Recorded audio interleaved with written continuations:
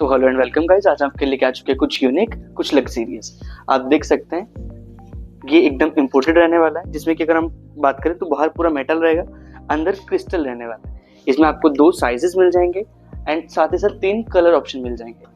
आगे अगर हम बात करें तो आपको रेनडियर देखने को मिल जाएंगे, जिसमें आपको 2 पोजेज में रेनडियर रहने वाले हैं, एक सिटिंग एंड एक स्टैंडिंग। सेम आपको 3 कलर ऑप्शन मिल जाएंगे, रेड, ग्रीन एंड ब्लू।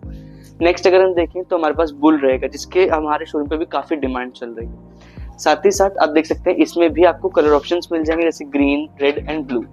तो अगर हम आगे देखें तो जिसमें आप स्वैन पेयर्स मिल जाएगा आपको, जिसमें कि अगर आप इनके क्रिस्टल्स देखें, अगर हम इनके क्रिस्टल की बात करें तो आप इनकी फिनिश देख सकते हैं कितनी अच्छी रहेगी। साथ ही में आप इन्हें अपने होम डेकोर में भी यूज कर सकते हैं, साथ साथ आप इन्हें गिफ्टिंग पर्पस में भी यूज कर सकते हैं।